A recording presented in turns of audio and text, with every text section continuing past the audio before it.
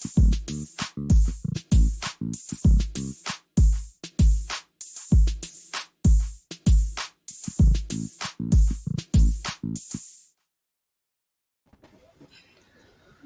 and welcome to the local TV network's Deadline Day live transfer stream, whatever you want to call it. My name is Daniel Wales. I am your host for this evening. Well, one of your hosts. I'll be joined later by Charles Haig-Jones, who will be hosting during the middle of the show, and then we'll come back to me.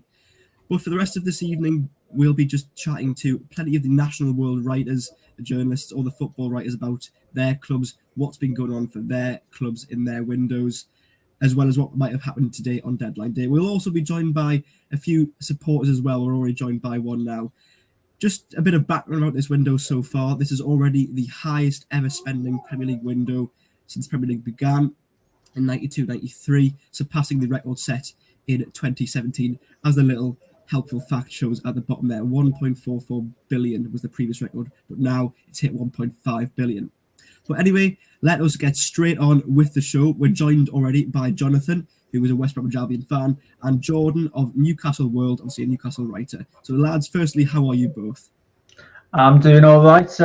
Bit of business already from the Albion, so we'll get into that a little bit later. But yeah, I'm feeling good with this. I've been spending like the majority of the last hour just looking everywhere for new deals, whether they've been accepted or rejected. So yeah, really looking forward to this. Good stuff, Jordan. All good, thank you, Daniel. It's been a nice, quiet day, shall we say, on Tyneside.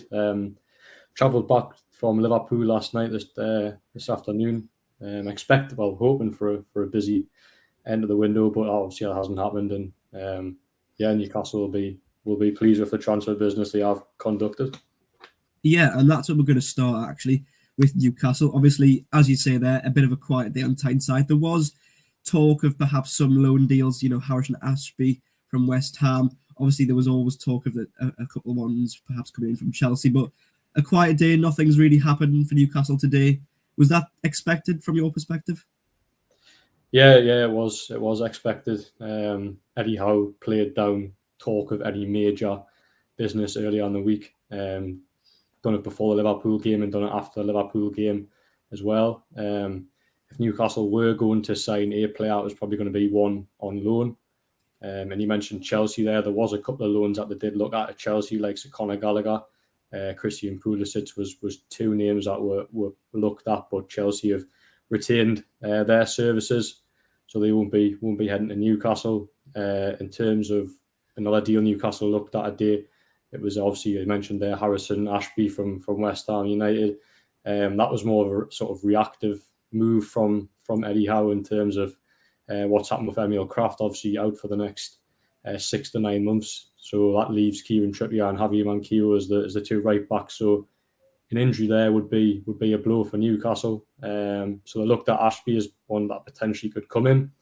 And they got the response from West Ham later this evening that they weren't willing to let him go. So I think that's it in terms of major business now for Newcastle. There was a few rumours from fans, or a hope from fans that potentially a deal for Youri Tielemans would come about, but that was never on the agenda for Newcastle today. I think Tielemans is a player that, respectfully about Newcastle at the minute, probably won't want to join because in 12 months' time you can walk away from Leicester for free and have a pick of several Champions League competing European teams. So yeah, all done I think for Newcastle. But look, as I mentioned before, they can be pleased with the transfer business they have conducted.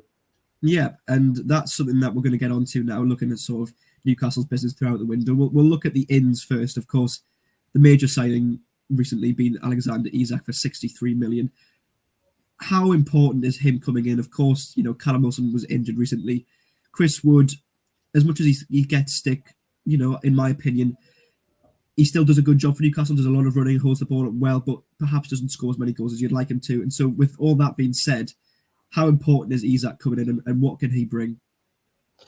Yeah, I mean, well, anyone that watched the Liverpool game last night will be fully aware of what Isak will bring to this Newcastle team. An incredible debut.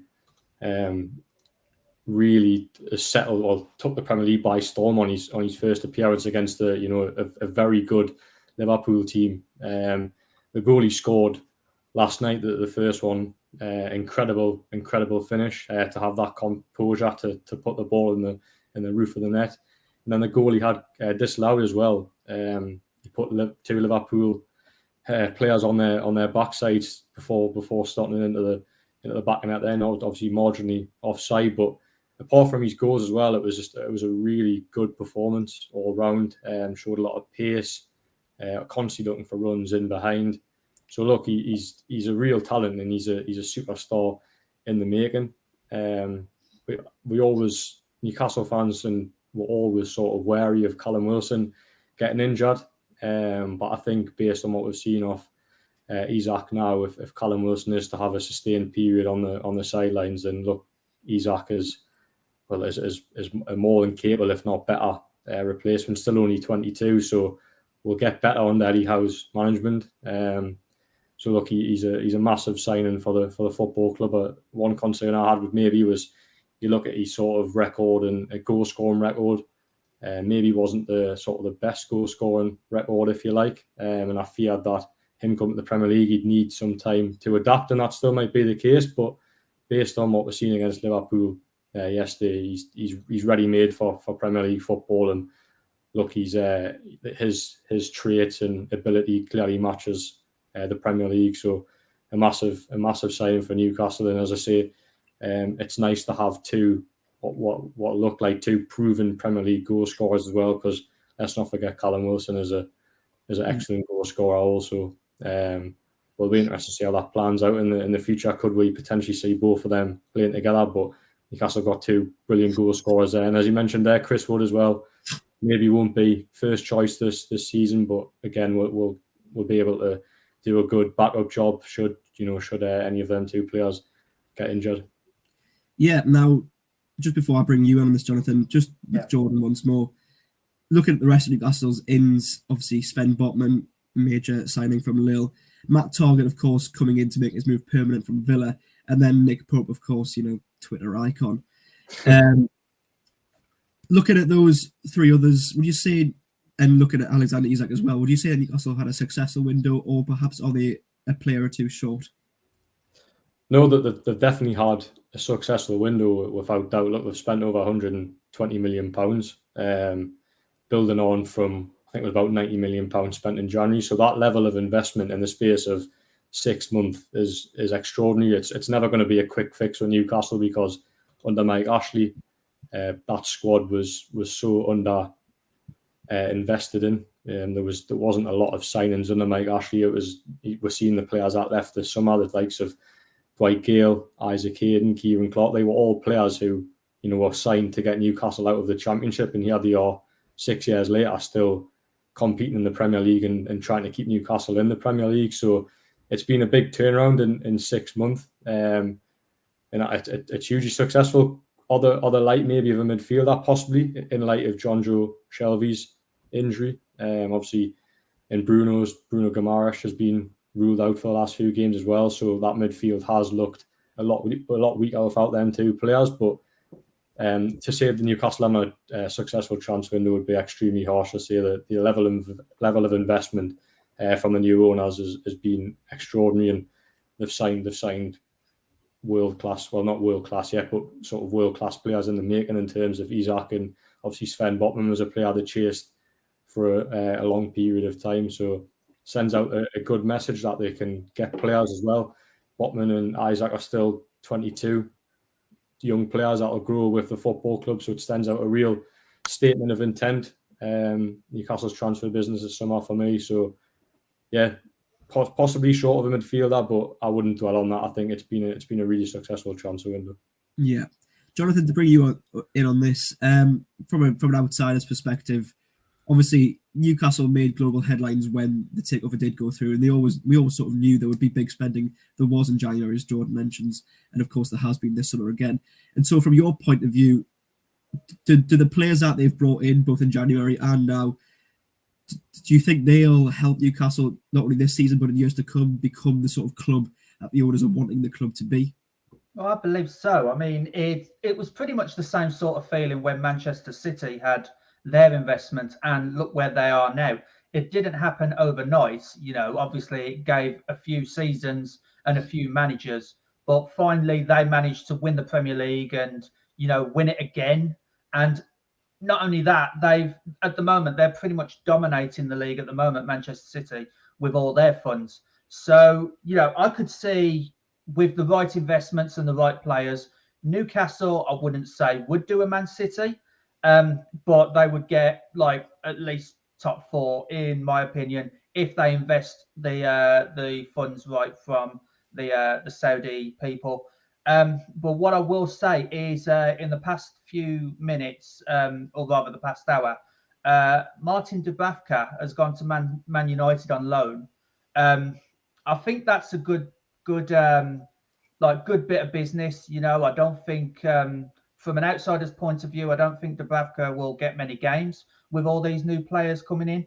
And you've also got like Keelan Watts, who's gone to Peterborough on loan. So like get the young players like experience. And yeah, I mean, St.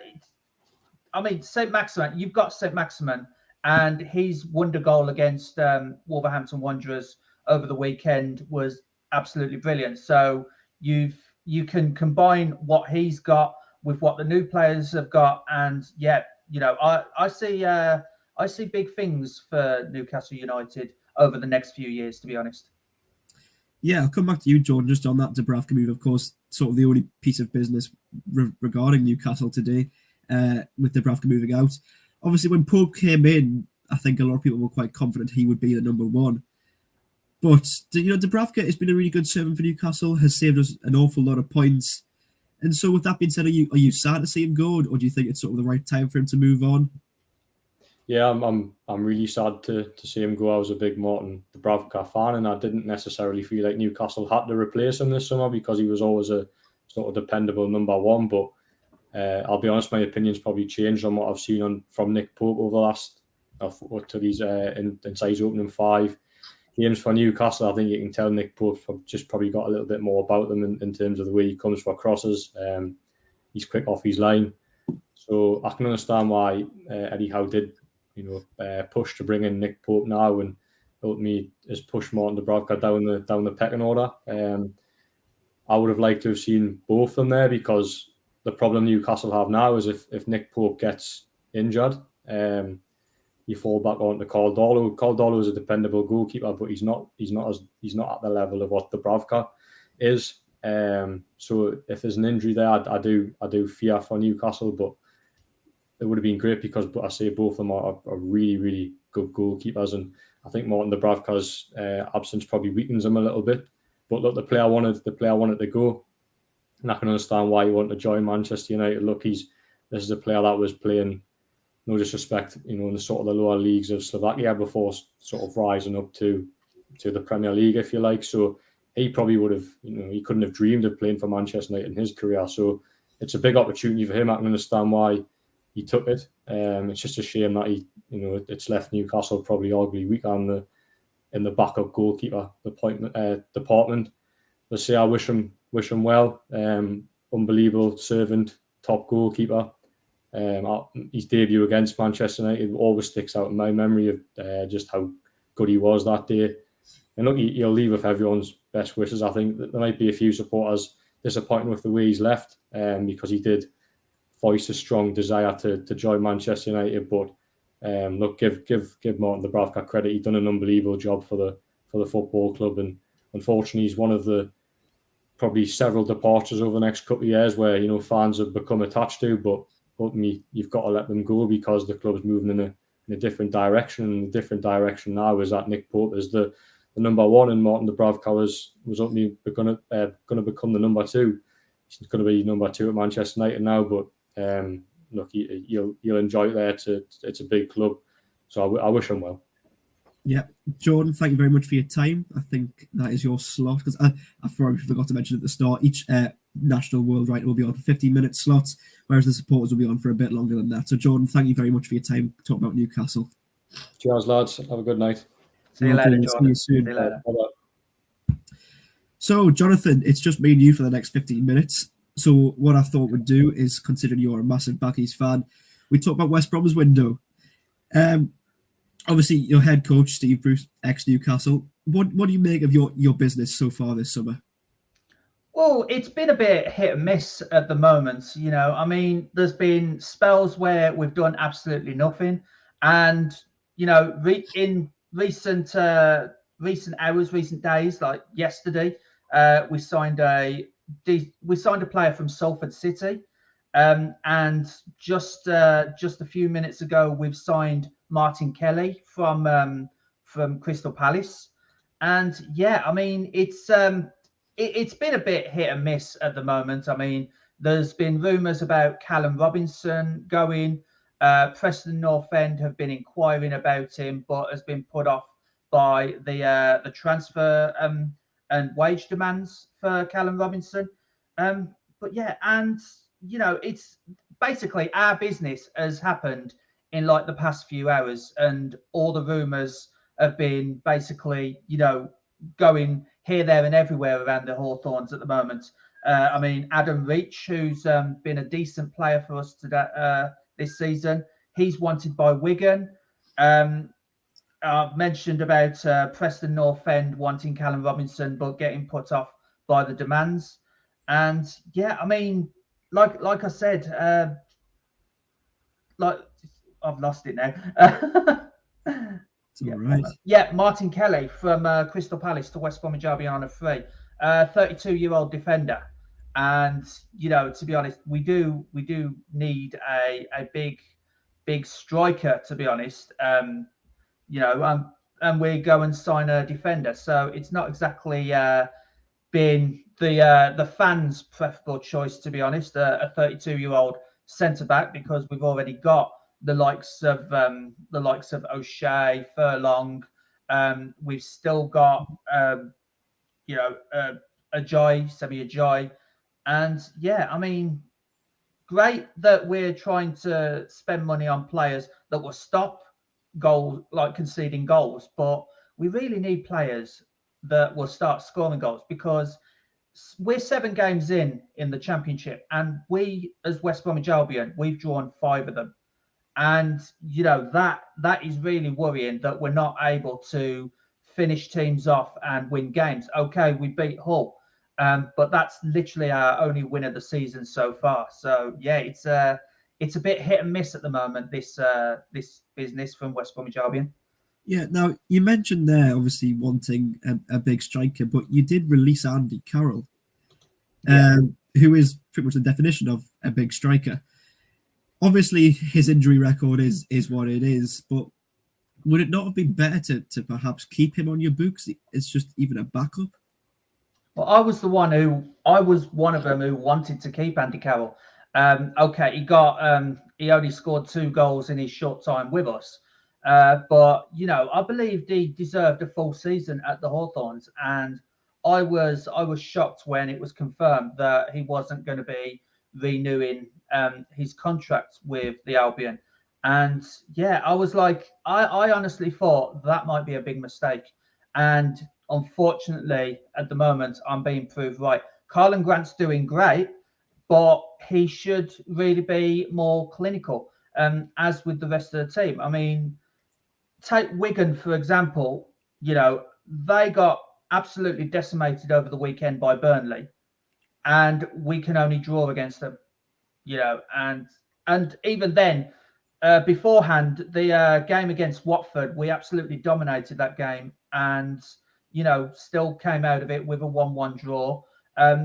And we were the better team on that night, and just couldn't put our chances away. I believe if we kept Andy Carroll, then things might be a little bit more different for the Albion. We're in mid-table at the moment, 14th place, I believe. And with Andy Carroll, and a little bit more clinical, like being a bit more clinical, then we should really be higher up the table. Yeah, I was taking a look at some of the outgoings you've had this summer, and one that really struck for me was Sam Johnston. Now, as far as I'm concerned, he's quite a good goalkeeper, obviously, and he's gone off on a free. to, is it Crystal Palace, I think? To Crystal Palace, yeah. Now, what do you make of that? Because, as I say, I thought Johnson was quite a good goalkeeper. Of course, he had his chance with England not so long ago as well. So was that a shock, or was that something that was expected? To be honest, if he was around the Hawthorns near the end of last season, you'd probably understand why he's gone. He was linked with a move to either Tottenham or Manchester United beforehand, and his head just wasn't with the Albion at the time, and it showed in his performances. Unfortunately, there was a goal against QPR where he, literally he got the ball and literally just passed it to a QPR striker and they scored. And, when goalkeepers make mistakes like that, their head's not really in it. And obviously unfortunately, that wasn't the only time that Sam Johnstone made mistakes last season. And it really cost us a good few points that we really could have done with. But as a Baggies fan, I'm not surprised that we let Sam Johnstone go. I'm more surprised that we let him go on a free, because I would have thought we'd have got something back to invest in the squad. We've got our own little ownership issues at the moment, with basically our owner treating the club like a bank, but we won't get into that. But yeah, I mean, it's not surprising for us Baggies fans that Sam Johnstone went, given the performances towards the end of last season. Yeah. Now, obviously, you mentioned Martin Kelly's just come in there, so I'll leave it up to you. Is there any other breaking news on the West Brom front, or is that today's sort of business? Well, in your opinion? There is another bit of news coming from Albion. Albion basically confirmed the first signing, which is Kelly, and we're close to signing Onomah from Fulham. So Joshua Onomah, he's about to leave Craven Cottage.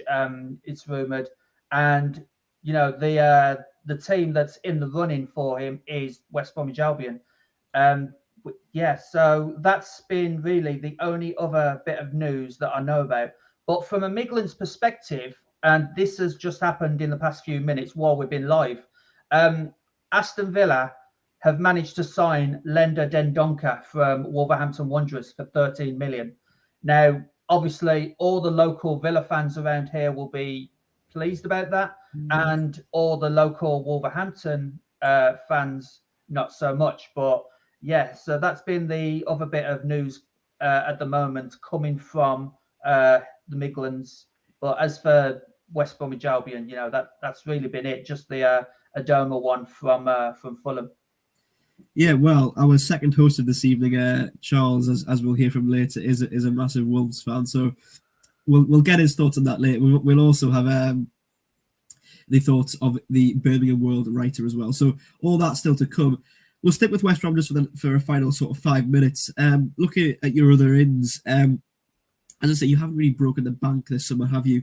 No. Jason Malumbi, Brandon Thomas Asante being the sort of standout, but even those were only for 900,000 and 311,000 pounds respectively.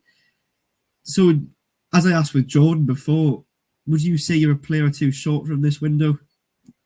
We are, and the Adoma rumour from Fulham, that might be the one and only business that we do for this deadline day tonight.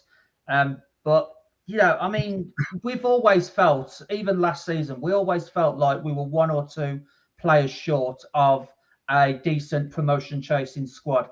Obviously, we spent 8 years in the Premier League. We've got a massive taste of it, and as fans, we want our team to be back in the Premier League. But unfortunately, as you said, the funds haven't always been there. Like I said, owner issues at the moment, and it's we are definitely one or two players short. We needed really, and I quote this, to do a Nottingham Forest, Jed Wallace, John Swift, they've been really good for us this season, created a couple of goals. Jed Wallace single-handedly pulled us back from the brink against Huddersfield a few weeks ago. And yeah, I mean, Bruce is better with players like this, to be honest. And they've got experience, and of course he's an experienced manager, because we're in a similar situation for him as when he took charge of Birmingham and Hull, respectively, and they were in similar situations, and he did well with them, even taking them both to promotion. I know he did with Birmingham, but yeah, I mean, Jed Wallace, John Swift, they've been two of the better signings we've had in recent years. And of course, we had Karlan Grant from Huddersfield, who started to come into his own last season. And, I know I've bemoaned him earlier in this podcast about his finishing, but, I believe he's being played in the wrong system. He's like a lone striker with two wingers. I believe, and I've always believed this, that we should be playing a 4-4-2 formation. To be honest, but we've got some decent wingers in Jed Wallace and Grady Diangana, who put the crosses in. And problem is that we just haven't got the big man in the middle to receive those crosses. And a realistic finish for Albion this season would be like 5th or 6th, just scraping into the playoffs at the moment, to be honest. Yeah, I mean, obviously, Steve Bruce has experience of taking clubs up from the Championship to the Premier League. And so, do you think the playoffs is perhaps realistic, or do you think that because you're perhaps a player short, that even that would be pushing it a little bit, given what this window would be like? Well, like I said, I mean, there's better teams in the Championship this season. It's probably one of the hardest Championship lineups that we've ever experienced. We've got the likes of Burnley, Watford, and Norwich being relegated. Sunderland are back in there. We've got Reading and Blackburn who are doing well, and also Hull as well. So there's a lot of strong teams. So I think automatic playoff or automatic promotion is a bit too far with our current setup. So yeah, I believe best we can hope for is probably a playoff spot at the end of the season, and hope for the best. Yeah, I believe we do have another National World writer joining us from London World. We have Rahman Osman joining us. So we'll add him in. Rahman, how are you doing? Yeah, not bad. Thank you. Can you hear me? Yes, we can hear you absolutely fine. Thank you.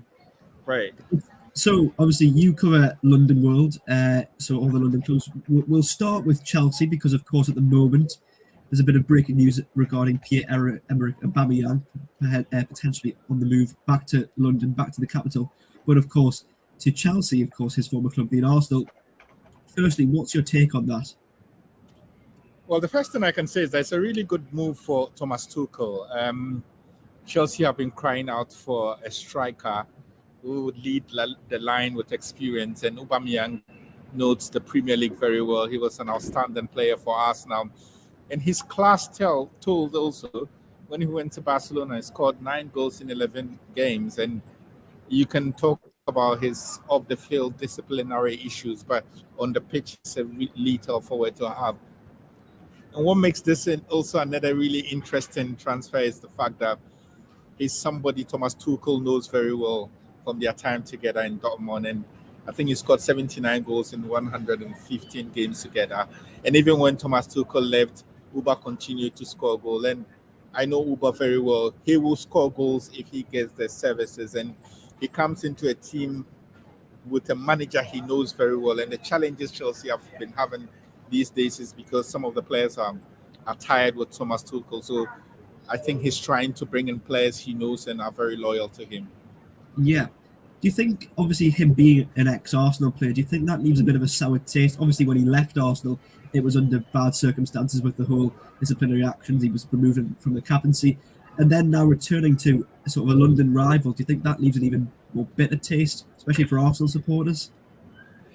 Yeah, I get what you're saying. I think he's all right with the fans of Arsenal. Maybe he had a really bad fallout with Mikel Arteta. Yeah, but I don't think the fans were so much against him.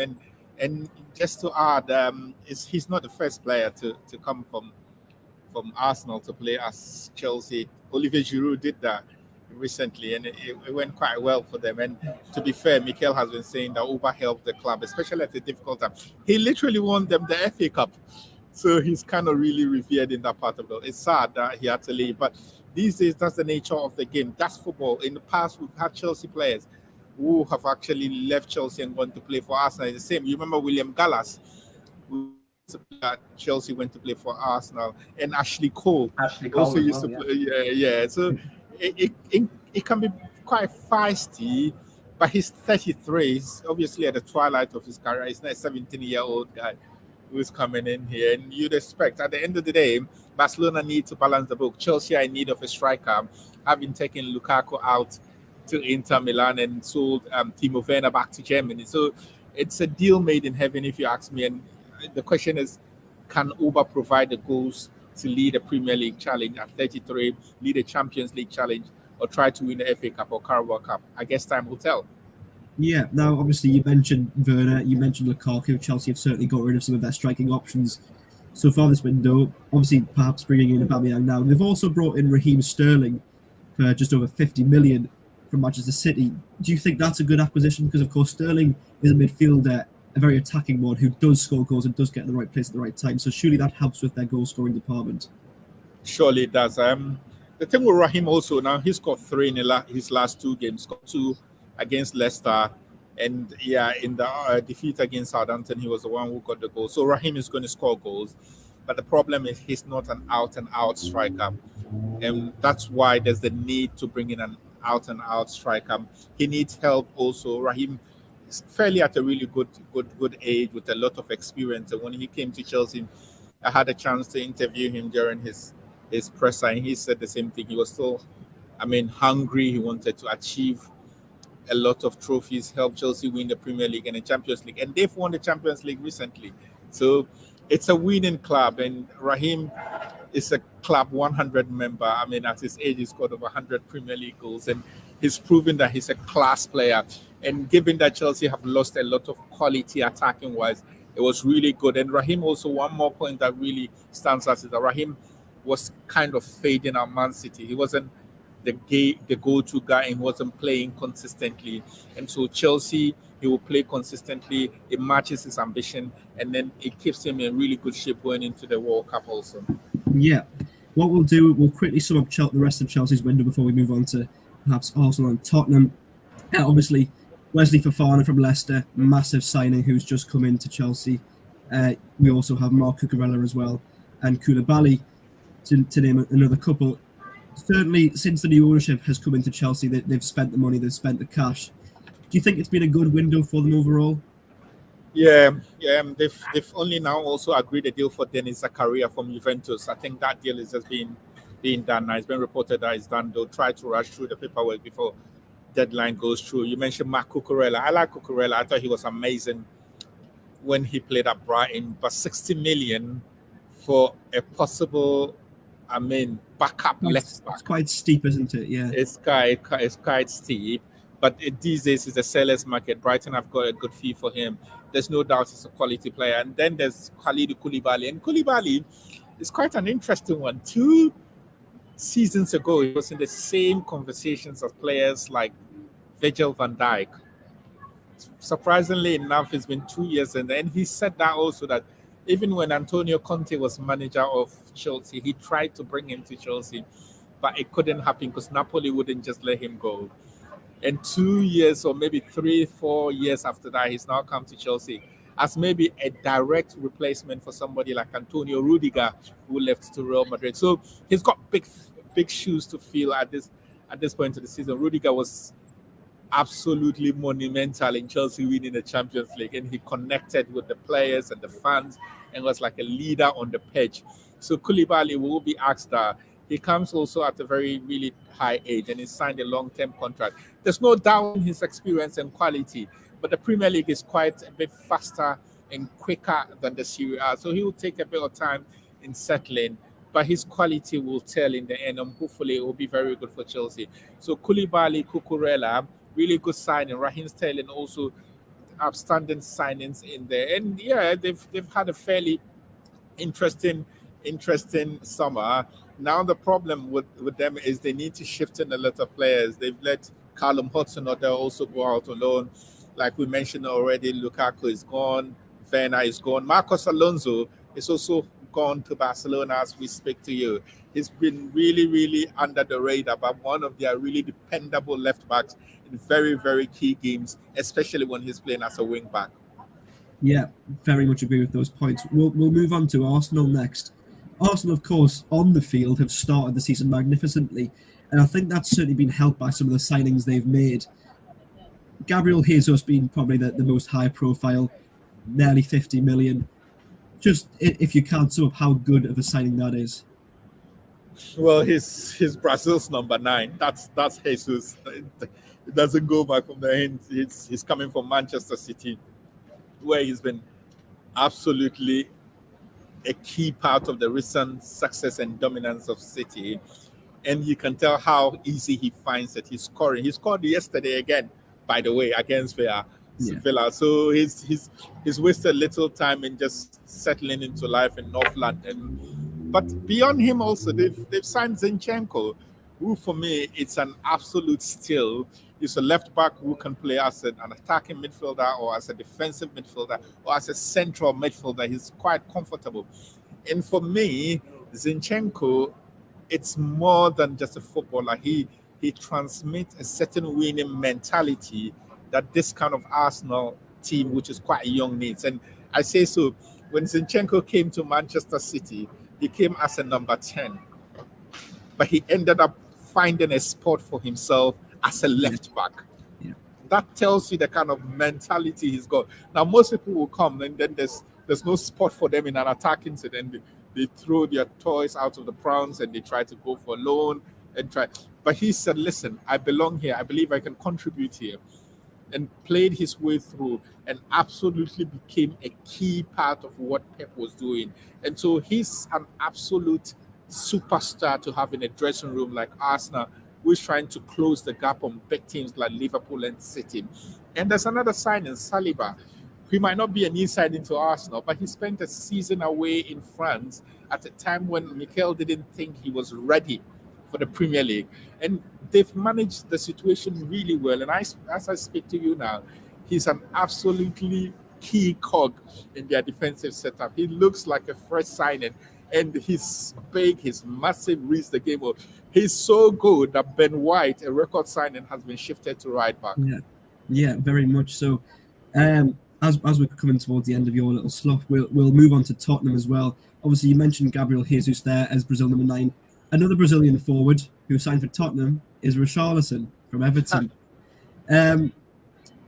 Of course, Richarlison is a character that perhaps divides opinion. Has certainly got bags of talent, but was clattered against Nottingham Forest at the weekend for doing some cuties on the pitch. What do you make of that signing? Of course, it's a massive loss for Everton because he was their focal point, he was their main man. But is that Tottenham's gain?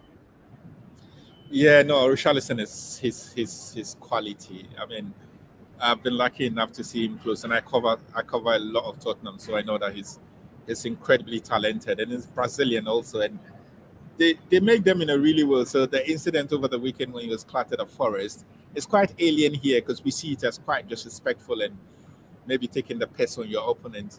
But if you've ever been to Brazil and you see how they play, Brazil football is like a carnival. They actually celebrate it like a party, and that's why you see the quality of players they make. So you saw Ronaldinho play. He played football literally whilst dancing. The same Neymar when he died. They had even before this generation, they had guys like Denelson. And so for Brazilians, it's a way of expressing their talent when they do so. But I can understand why opposition will find it as quite disrespectful. And the question is, if Spurs were losing by 2 goals, of course he wouldn't be doing that.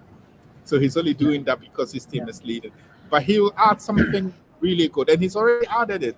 When Tottenham played Chelsea, Richarlison was on the bench, and Chelsea were absolutely running riot against Tottenham.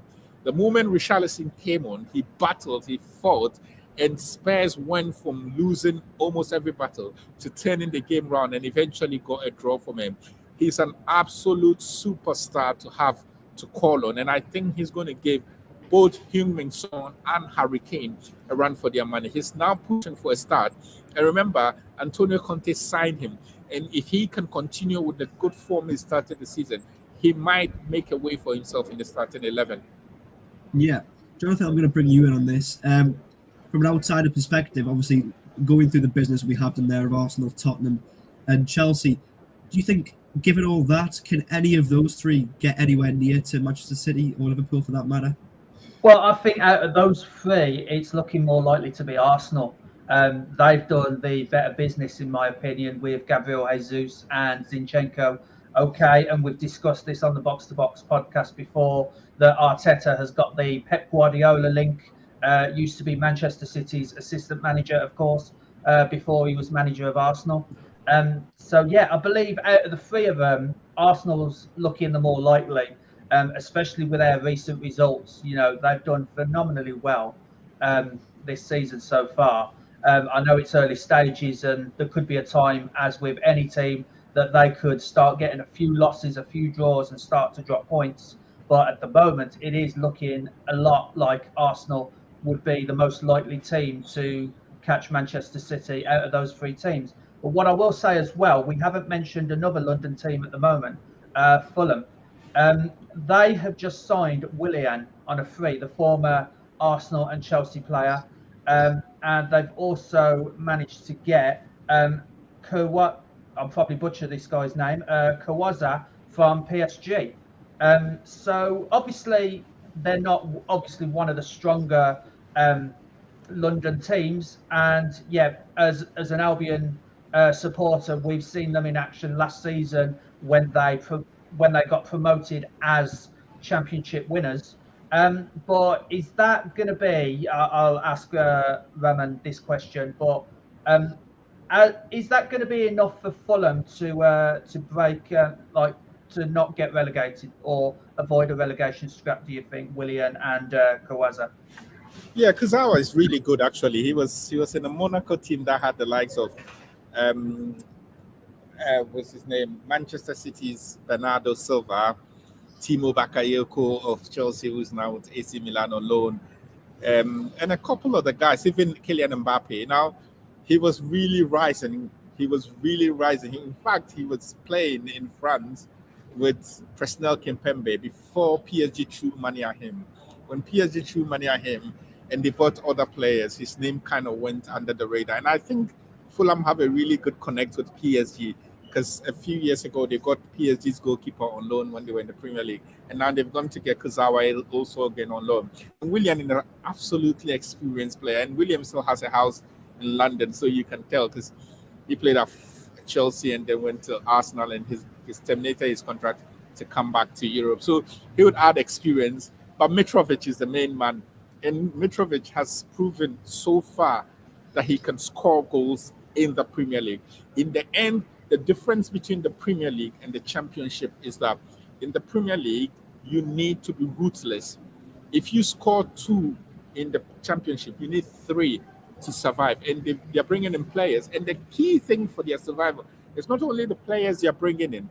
It looks like they've kept the core of the team that got relegated 2 seasons ago. And some of them have come back looking much better than they did when they were in the Premier League. Because obviously they have played in the Premier League, got relegated, gone to the Championship, played consistently, and so they know what to expect now. That's what really is. And Marco Silva, a very experienced manager, also bonding it together and making it work really well. So yeah, if you tip me that of all the teams that have been promoted this season, I think Nottingham Forest has been promoted, Fulham has been promoted, and the other one, but I think Fulham really look good at the minute. Yeah, and that is a fine way in which to wrap up this little segment. Raman, thank you very much. Thanks for having me, guys. Not a problem. I'll also be going off now, as I'm going to get replaced as host by our resident Wolves supporter, so I'm guessing he's in a really good mood at the moment. So I'll leave you with a little clip from our podcast, the Box to Box podcast, just as the transition happens, about the worst transfer ever. And I'll see you at about 9:30. Do you remember when Man United signed Bebe for £5 million? That was quite weird. I think he was like homeless like 6 months earlier, wasn't he? And then Sir Alex Ferguson. Apparently, he's the only player that Sir Alex Ferguson never watched but signed. So I don't know if that means anything. I guess a couple of other ones. There was Mo Johnston. Do you remember him? He was the guy that was about to sign for Celtic and he went to Rangers. Is that the way around? And he was a Catholic. He was the first ever Catholic to play for Rangers. That was quite a good one. I think Arsenal have got a lot to answer for with Nicolas Pepe. Right. And I really do. And because we talk about the transfer window, and you think Spurs, obviously Arsenal missing out. They paid the best part of £80 million for Nicolas Pepe, and I haven't seen him have a good game for Arsenal in 3 years. It's under the radar what a bad signing that was. I think with the likes of Grealish and Lukaku, and other really big money signings, I think £72 million for him is an absolute scandal. They got hoodwinked, like you say, they're hoodwinked for that. And Kepa at Chelsea as well. He's another one. Well, I was going to say picture this. It's 2010. You've got this really great Spanish player playing for Liverpool, doing great, top scorer in the previous season, I believe. And then the January transfer window in 2011, Fernando Torres goes from Liverpool to Chelsea for, what was it, 50 million? 50 million? I thought that was weird. I mean, Chelsea and Liverpool, they're title rivals at the time. And, he scored his first goal that season against us, 1-0 over West Brom in 2010. And then, he was doing really well first half of the season, then got transferred to Chelsea. I believe he was putting in transfer requests. All right then. Okay. Good evening. My name's Charles Hay-Jones. I'll be continuing the live coverage of the transfer deadline show. Well, I was supposed to be joined for a 15-minute chat with Birmingham World's Ben Ramsdale. But instead, it's a Wolves and a West Brom fan, John. It's a black country derby. I'm sure you are quite clued up about the Midlands football anyway. So, I've got questions prepared talking about Villa, Wolves, and the Blues, because obviously you covered West Brom with Dan. We can just talk about that if that's okay with you. Yeah, that's fine. Obviously the big talking points in the Midlands football right now is, of course, Ledon Dendoncker, who you know plenty about, I'm sure. And he's gone literally 10 miles down the road to Aston Villa. Yeah.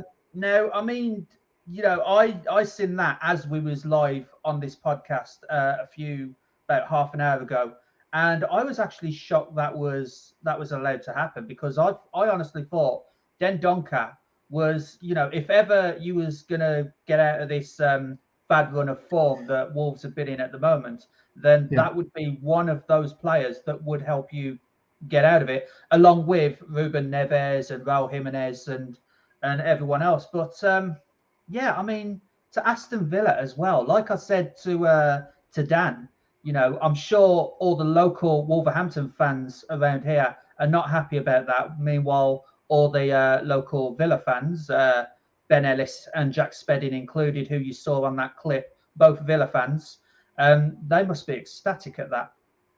I think there's not much really else to say about it than that. I think with Dendoncker in a Wolves shirt, he was a bit hit and miss. When we first signed him, Nuno wasn't allowing him to be played.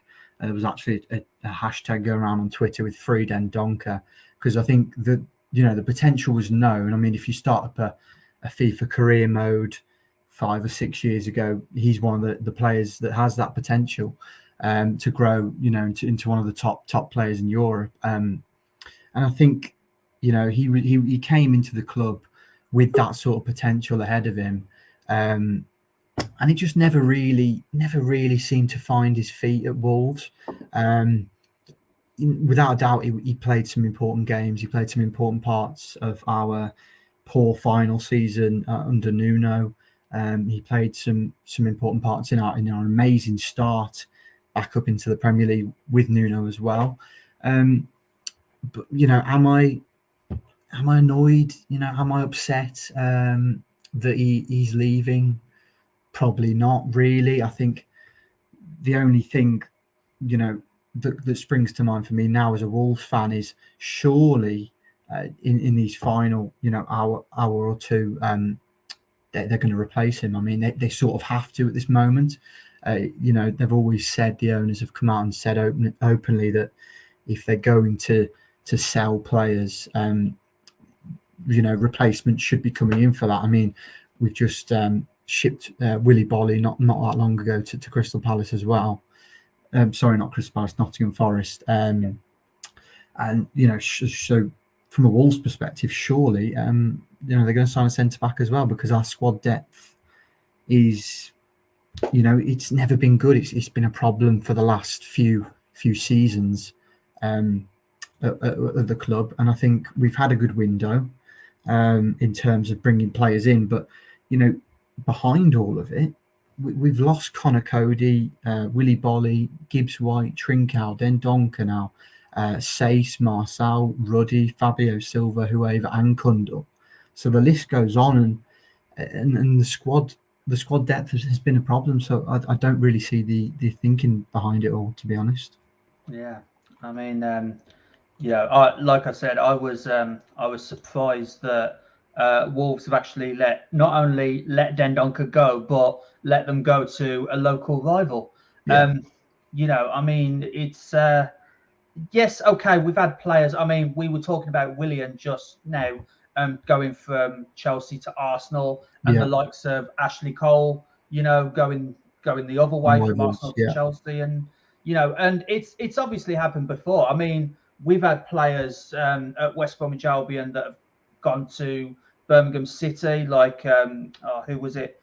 Craig Gardner. That happened years ago from Albion to Birmingham. So it's not the first time, but it's always a shock, especially locally, when one of your players goes to a rival club. So it's staying on transfers, and we'll may as well stay on Wolves. I've got questions prepared.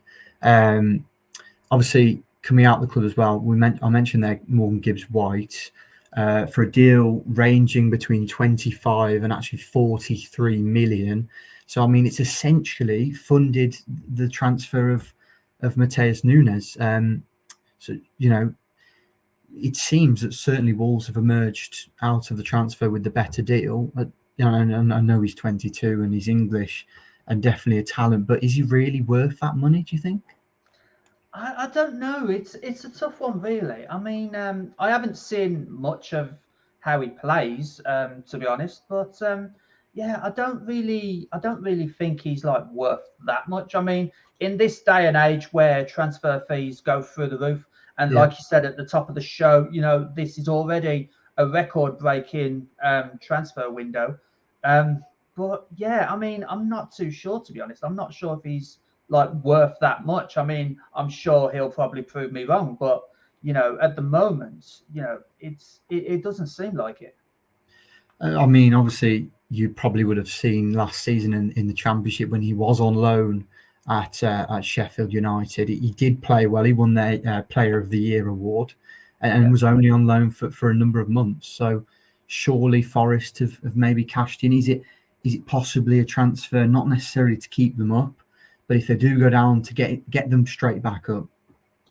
I believe it is. I mean, when you're talking about Nottingham Forest, this transfer window, I've lost count how many players they've brought in. I think they could fill like 2 starting 11s and 2 benches with just signings that they've made.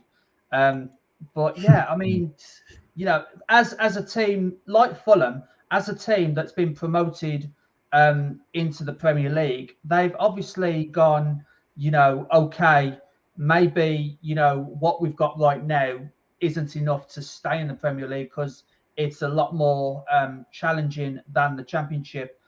This is from their perspective. And they've probably signed players not to, see if they can come back up when they go down, but to stay in the Premier League. Yeah. I believe that's one of the main reasons why Nottingham Forest has made as many signings as they have, because they want to stay there. It's like with us, with West Bromwich Albion. We got promoted the other season, the COVID season, so to speak, and we didn't do that. We didn't do the investment, and we were straight back down in the Championship. And, Forest had probably seen that and thought, well, West Bromwich Albion paid the price for not investing. Maybe we should do the complete opposite and invest in the squad. And that's what they've done. I mean, they brought Jesse Lingard, which is a big name. He's got a wealth of Premier League experience now with Manchester United, and they brought him in. But yeah, I mean, Nottingham Forest, and we've talked about this on the Box to Box. They're kind of overdoing it. Yeah, you'd think so, wouldn't you? I mean, we've got about 5 minutes left of this Birmingham World segment. We'll just cover the other team in the Midlands, the Claret and Blue of Aston Villa. Obviously, coming in, Diego Carlos, which was quite out of the blue. It's quite a very good signing, really, if you look at it. 29 years old, obviously, unfortunately injured, but then obviously Coutinho on top of that, and Boubacar Kamara on a free, who's only 22 and looks like he has quite a bright future ahead. What are your thoughts on the business done over the summer at Villa Park? And do you think Gerrard's now got enough to sort of get them into that better position than they have been previously? Well, you'd like to think so, but obviously recent results haven't reflected that. I mean, they've already, and it's just come up that they've rejected 2 bids from Arsenal for Douglas Luiz, and he scored their goal in the 2-1 defeat against Arsenal in midweek. So, I mean, I'd like to say that Aston Villa have done enough, and Steven Gerrard. I like Steven Gerrard as a player, and when he was at Rangers, he's obviously come to Villa now as a really, it's got to be said, as a stepping stone to Liverpool. Because to be honest, that's Steven Gerrard's ultimate goal, to manage Liverpool when Jurgen Klopp eventually decides enough is enough there. But yeah, I mean, you'd like to think that it's enough for Aston Villa, but I'm not too sure. And obviously, there's obviously still sort of attraction for players to come to Aston Villa due to maybe the history and the nice ground and how they've run as a club. So, if we're to be realistic, what are their ambitions for the season? Because I'm pretty sure if you said to a Villa fan now that they were going to maybe get a mid-table finish again, they probably wouldn't be too happy about that. No, they probably wouldn't. But the flip side of that is they don't want to get relegated either. So they're probably like a mid-table. If I was a Villa fan, I'd take mid-table over relegation. I think any fan of any team would take mid-table over relegation, because it means you survive for another season and you get to invest in another season in the top flight. Maybe European places is a bit much for Aston Villa at the moment, but with the right investment, it's like with Newcastle, with all their money coming in, with the right investment, they could challenge for European places. And, Wolves had that one, I think it was one or 2 seasons where you was in the Europa League. Yeah. And, that's what can happen. But the flip side of that is if you're not successful in the Europa League, then obviously, unfortunately, this season, you're sliding right back down towards relegation. So it's a fine balance between, staying in the league and the challenging for Europe. Because if you get it wrong, you're heading for relegation. Yeah, without a doubt. So, John, I believe this is your time coming to an end on the Transfer Deadline Day show. I hope you've enjoyed it. Absolutely. As always, I've really enjoyed these podcasts, and happy to help. It's been a pleasure. Thank you very much. Yeah. See you later. See you soon. Bye-bye. Bye-bye. And joining me now, we have 3 new members to your screen. Middlesbrough fan Charlie Hopper. Is that correct, Middlesbrough fan? Yeah, that's correct. Aston Villa fan Jack Spedding. You probably heard a bit about Villa there. I did hear about that, but I was fascinated to hear about those Villa thoughts from John. Yeah, all good stuff as usual. I'm a Wolves fan. John's an Albion fan. So two Midlands opinions for you there. And also joining is Liverpool World's Will Rooney, here to talk everything Liverpool and Everton. Will, how are you? Is he there? I think you're muted, mate. He needs to unmute himself. I am. Sorry about that amateur hour. Yeah, I'm good. Thanks very much for having me on. I'm assuming you've had quite a busy day in Merseyside, or how's it been? Yeah, that's been busy. I don't think it's going to end yet. I think it might even go past the deadline, to be honest with you, when deals are confirmed. Certainly been busy at Everton, as expected. Liverpool, obviously, with the what looks like they're going to be bringing in Arthur from Juventus. That one's come as a little bit of a curveball, but it hasn't been announced yet. Obviously, you've got to come in from Turin to get that one done. Looks like it'll be announced, but yeah, certainly been a busy one, and it looks like it's going to go on to the late hours. So just before we get on to Liverpool and Everton with Will obviously mainly going through that, I'll throw this to all of you. My question is more of a generalised one. It looks at the increase of players now opting for the Premier League, where in recent seasons, we've seen the young talents choose Real Madrid, Bayern Munich, Barcelona. Obviously, Erling Haaland is probably the standout who springs to mind. Why do we think that players are finally starting to choose the Premier League? I'll start with Jack.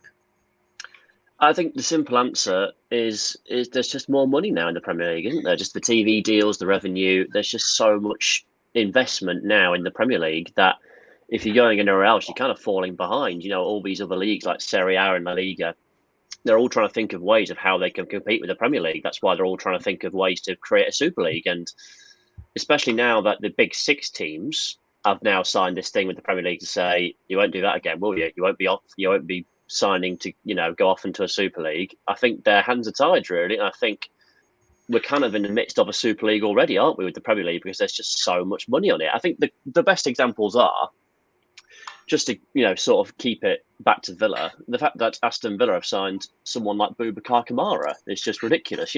This is a guy that Atletico Madrid wanted to start in their midfield, and he's gone to a team that finished 14th in the Premier League, Alexander Isak, I know Newcastle have got a lot of money, but, he was linked with some big teams this summer, and now he's gone to Newcastle. It's just, that's what it is, I'm afraid. You don't want to be as blunt as they've got more money, therefore, they're going to go there. But that's kind of what it is, I'm afraid, isn't it? Yeah, it is. It is definitely what it seems like it is. Charlie, have you got any opinions on this? I think it's just the exposure. The Premier League is the exposure to the Premier League across the whole world is remarkable, isn't it? And the opportunity to watch, the Italian league or the Spanish league or the French league, there isn't that opportunity for people to see them, isn't there? And everywhere in the Premier League, you're getting every game available to you, whether that's on Freeview channels or whether that's Sky. So I think players are seeing that as the level that's hitting the level against some of the best players.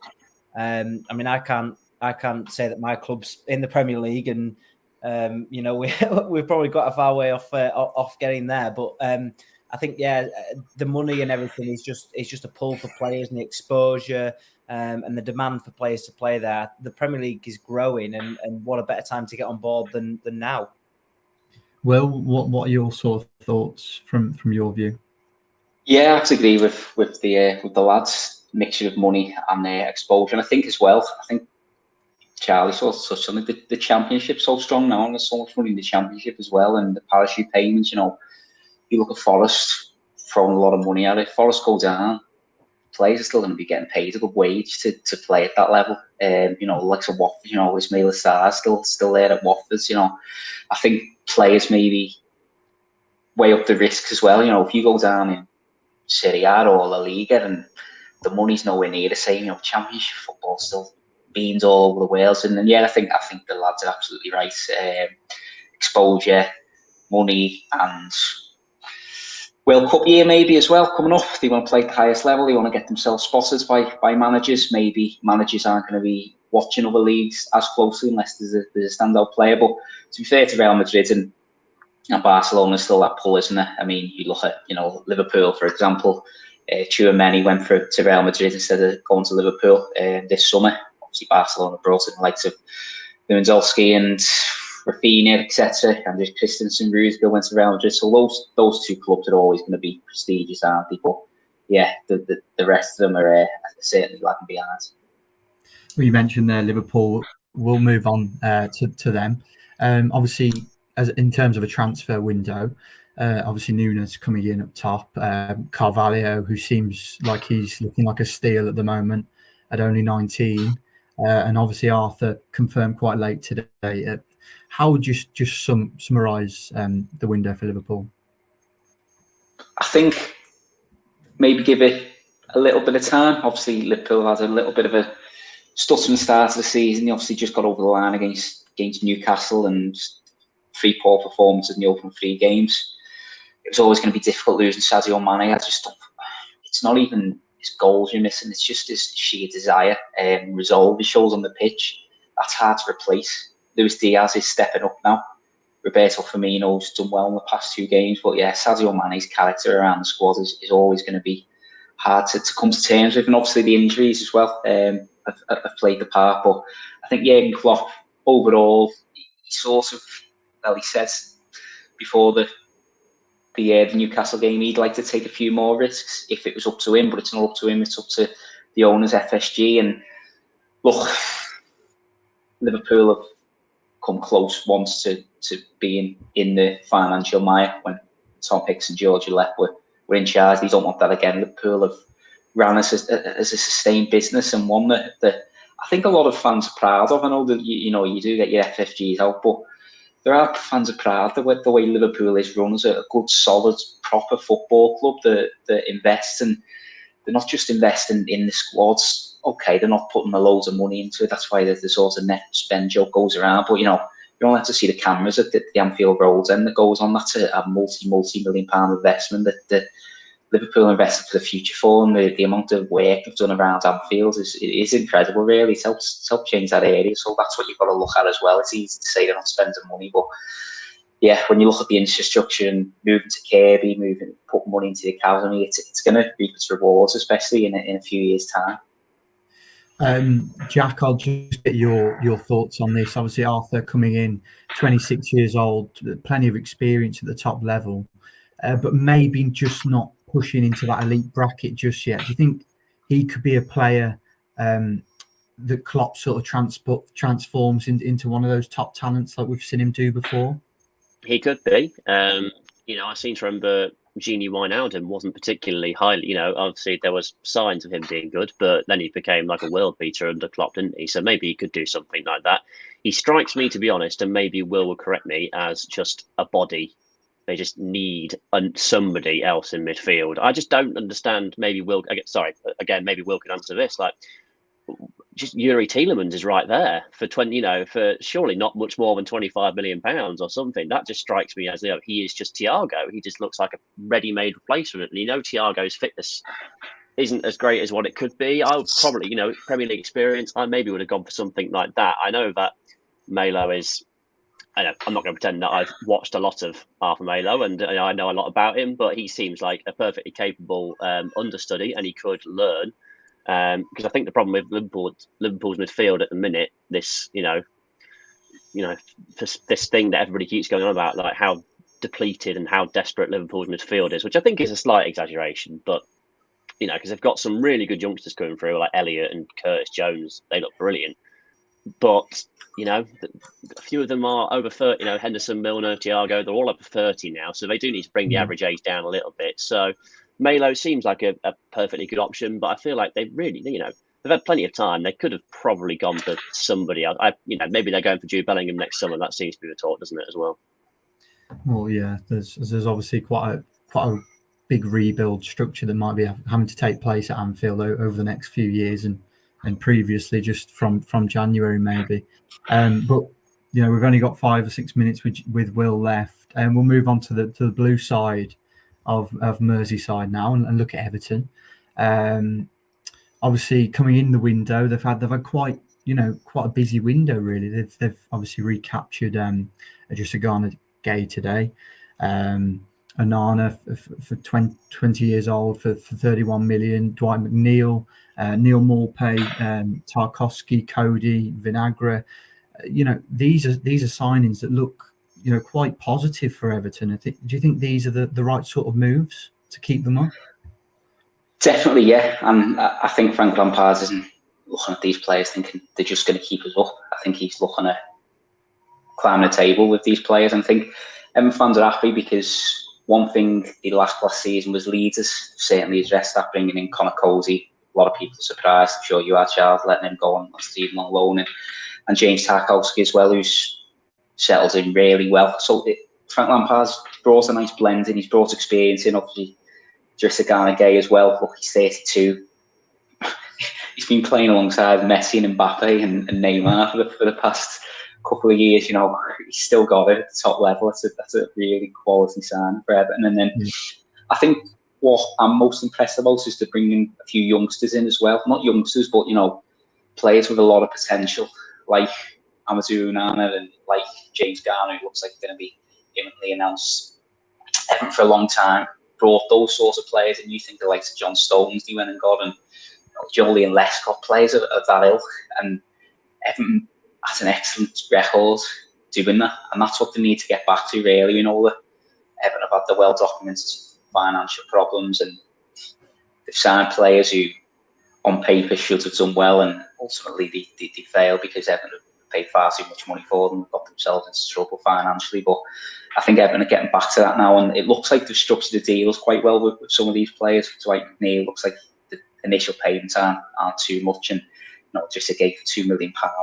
It's not bad, is it, for a player who's 2 League One titles, I beg your pardon, and a Champions League final. So yeah, a lot of positivity, and now I think it's about, before the deadline shuts, offloading a few players now as well. Some players on big wages there that we need to get rid of, likes of Andre Gomez, might be up to Lille, maybe Alan. Everton are well stocked in midfield, but yeah, I think Everton needs to be upbeat.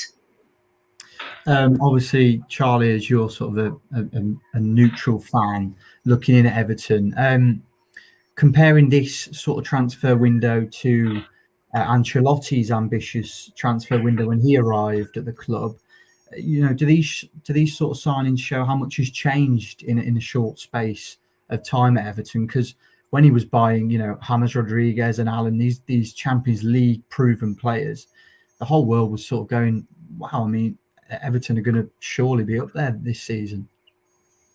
Yep.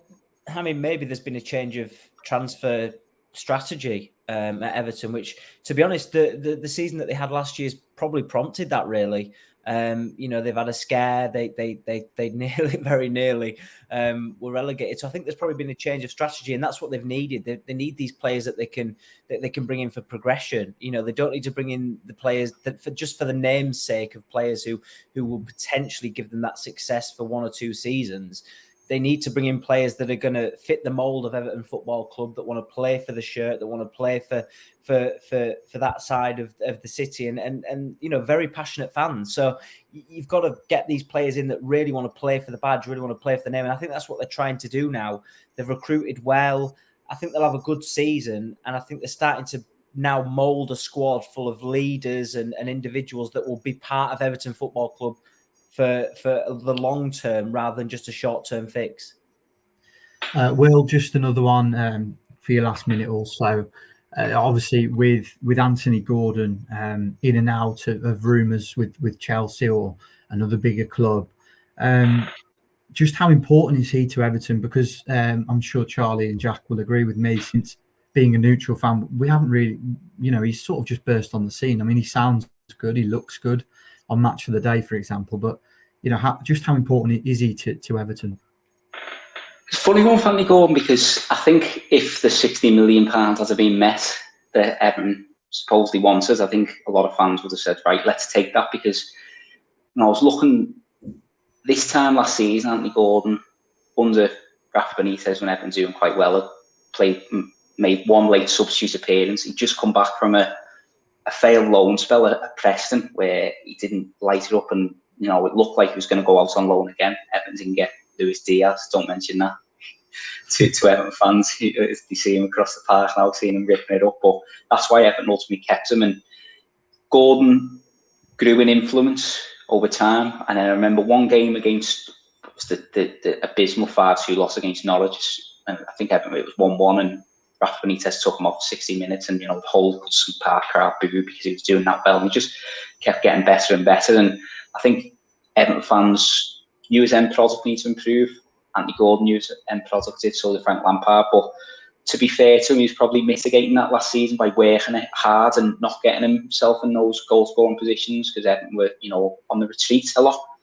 But now you're starting to see the real Anthony Gordon that Frank Lampard knows and wants to keep so desperately. Get to this point next season and he scores 10, 11 goals, gets 5 or 6 assists, still only be 21 then. Who knows what he'll be valued at then, and maybe that'll be the time then for Everton to potentially cash in on, maybe not, because Anthony Gordon is a through and through blue and he might not want to leave the club. So yeah, it's there's 3 people who need to make a deal: Everton, Anthony Gordon and the other club. So 3 parties have got to agree to that. But yeah, really excited to see how he develops this season after scoring in the past 2 games. Well, Will, it was great to get your insights on both the Liverpool clubs and how their windows could affect their seasons. Appreciate your time as always, mate. Been a pleasure. Thanks very much. Cheers, lads. Thanks a lot. Right, lads, it's just us 2 for the next 14 or so minutes. Charlie, let's talk a bit about Borough and their window as a fan yourself. In obviously coming in, Ryan Giles from Wolves on loan, I believe it is. Is that correct? Yeah. I saw his assist. Was it against Watford? That cross he did, maybe. Yeah, for Rodrigo Muniz. Yeah. So I've seen bits of him, and I saw him on loan at Shrewsbury as well. He turned out quite a good sort of loanee for Wolves because he goes away and he seems to just come back the better player every single time. But what are your thoughts on that move? And would you like to make that a permanent deal? I can't, to be honest, I can't see us making it a permanent deal because I just think he's far too good for us unless we get promoted and that domino effect would happen where we'd potentially bring him in. But I think at the time when he signed, everything was really positive at the club. We started to feel like this might be the season. Chris Wilder was buoyant. Jed Spencer's gone to Tottenham. Obviously, Marcus Tavernier's left us to go to Bournemouth. So we've got money in the pot. There's money there to spend. Since that point, it has just gone downhill. We've missed out on. I would love to get sent a list of targets that we've missed out on this summer window because it has really been poor. And I don't know what's gone wrong with the recruitment team. That we've just missed out on countless players. We bring a signing in from one of the USA national men's team players, Matthew Hoppe. He comes in. We all think he's going to be the answer to our prayers. Well, no, actually, he's a development signing. Right. Well, what's your point here then? What are you trying to do? We're trying to get promoted. We've brought in Rodrigo Muniz, great signing. Really looking forward to seeing him progress on the pitch. I think he'll be great for us. Zach Steffen as well is another one that's come in. Of course, he's got injured now, so that just adds fuel to the fire, doesn't it? And as in typical Middlesbrough fashion, deadline day has been very, very boring. So we missed out on a couple of targets today as well. We had Frank Onyeka lined up. It was all done between us and Brentford to get him in the midfield to cover Johnny Howson. And then in Brentford's last game, Christian Norgard gets injured and the scan comes back bad. So they've decided to pull the plug on that one. So it's frustrating. And, Chris Wilder will probably be very frustrated, but, we've got the money there. It's just bringing in the right caliber of player. You obviously touched on it there, and I think Jack will be in a good position to get in on this sort of debate as well.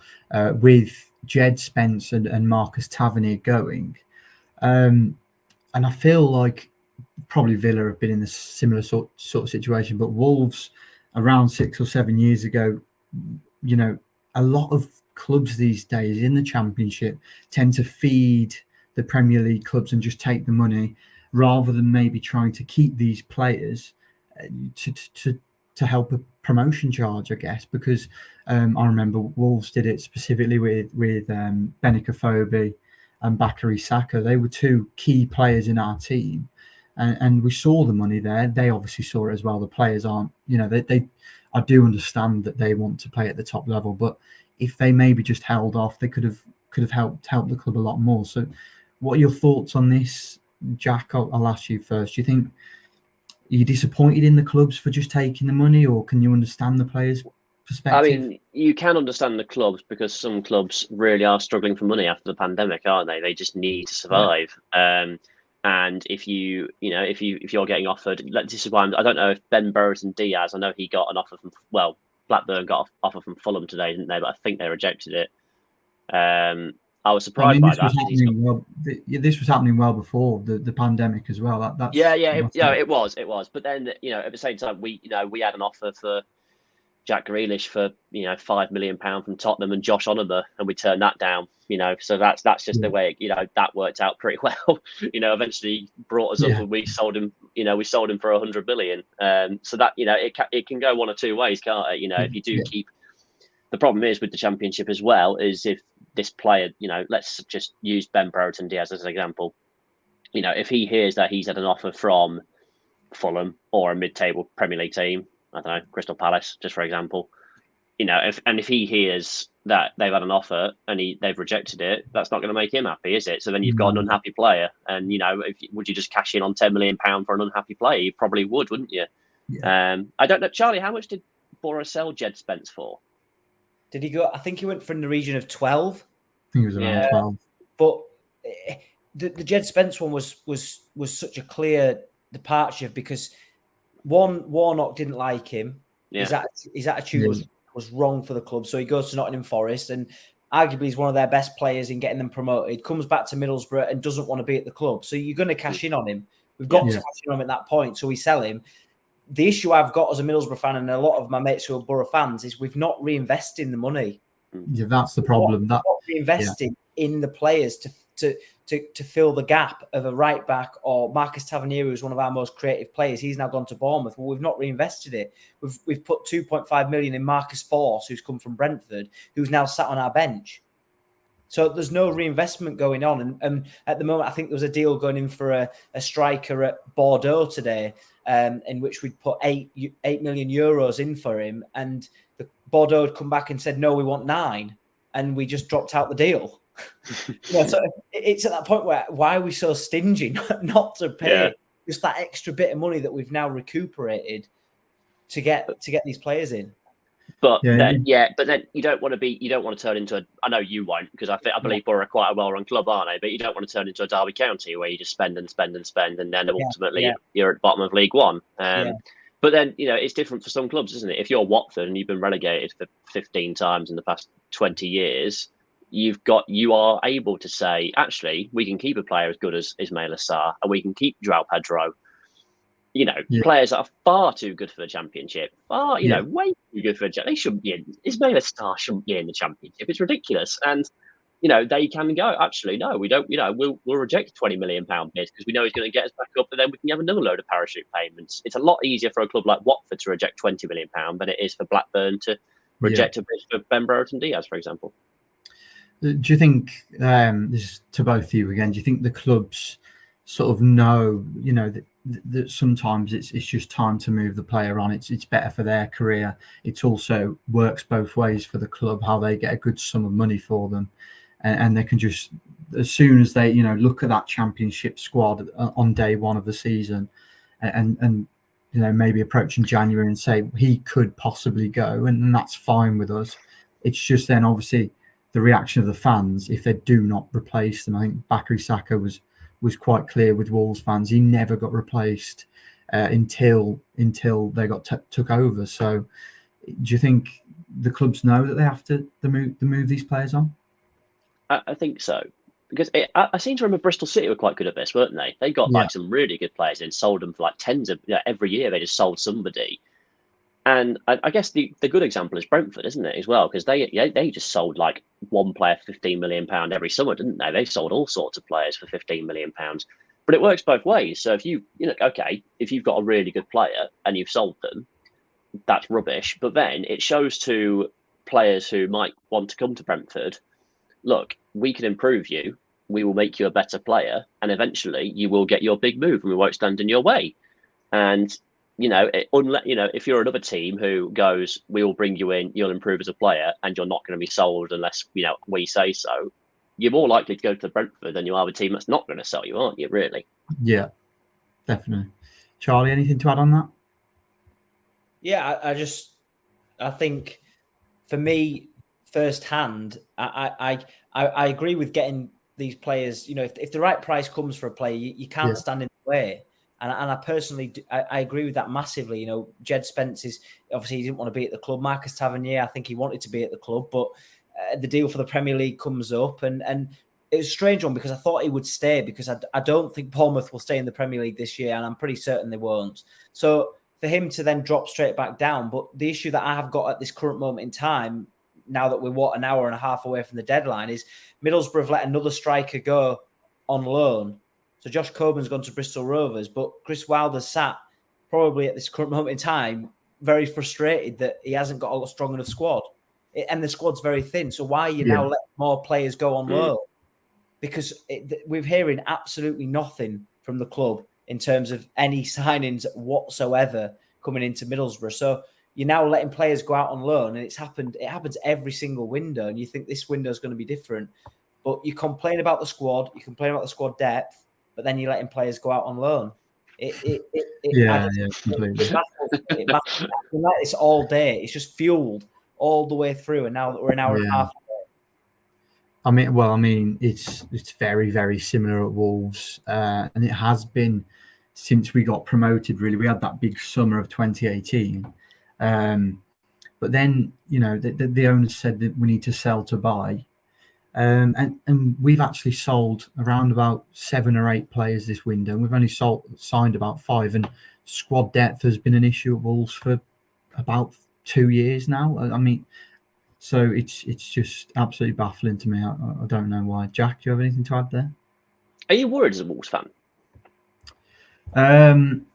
Yes and no. I think it is worrying signs after the performances. Well, I mean, the performances aren't the problem. It's scoring goals. I mean, you could probably bet your house that Erling Haaland's going to end up with double, if not triple, the amount of goals that Wolves can score, unless something changes very drastically. But at this current time, I am worried. Yes, because the problem Bruno last season. I mean, he did an amazing job considering the way he came in and took over what was basically Nuno's leftover squad. But you'd see him come out in the press quite a lot, and he'd say stuff along the lines of, he'd basically compare Wolves' investment to other clubs that maybe we just lost to Brentford. He'd say, well, Brentford board, they back the manager, they've invested. So, I mean, until about late July, that seemed to be still the problem. But then Fosun turned around. They've got Matheus Nunes, who was out in and out of the deal, and that's an absolute huge signing. I mean, he was tipped as one of the best midfielders in Europe from Pep Guardiola. I mean, that says quite a lot for Wolves. So then you look at the signings we've brought in, which are quite good, obviously, and you sort of think now, can it be the owner's fault? I mean, they've backed Bruno, so if the results are still not coming, and you've got a squad with Nunes, Guedes, these fairly decent players. I mean, for Wolves anyway, and we're still not getting the results. It becomes very concerning for Bruno, and I think the pressure sort of has to be mounted on him. I think it's got to be, really. So his time could be cut short if we don't pick up more than a few points in our next few games. Well, we need our first win, really, and we can go from there. But until then, it's yeah. The short answer is yeah. Just before we go, you've got about 50 seconds. I'll just give get you to do a quick predictions for both your teams. End of the season, a realistic sort of where you think you'll finish. Jack, I'll start with you. It depends on we sack Gerrard. If we keep him for much longer, I can see. I don't know. I really don't know. I'm thinking at the minute it's looking like another 12th, 13th, 14th, 15th place, which is really depressing because we've spent quite a lot of money, and just to be like sort of lower mid-table again is quite boring again, to be honest. And Charlie, quickly. Again, all depends on recruitment. Don't bring anyone in. We miss out on the playoffs. We bring players in tonight or in the win at the sort of the turn of the year window, I think we make playoffs, if not automatic. Well, lads, that's my time coming to an end on the Transfer Deadline live show. I really appreciate you discussing everything to do with your club's windows and the summer window in general. I'll be passing the baton back over to Dan, who will see out our deadline day show until 10 p.m. But first, our weekly football show, Box to Box, have taken a look at Barcelona, having brought in the likes of Rafinha from Leeds and Jules Koundé from Sevilla for big fees, despite being in a financial crisis. So just how did they end up in this situation?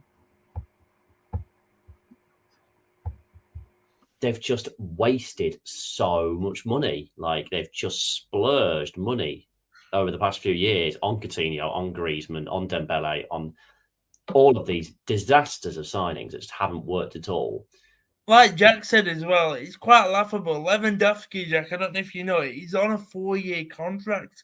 So the guy will be 37 when he leaves. They can't ever make any profit on this guy. And I just think what Barcelona's behaviour is at the moment is pure arrogance from a big club, looking for short-term fixes, and you never would have thought that 10, 15 years ago when they had the historic La Masia.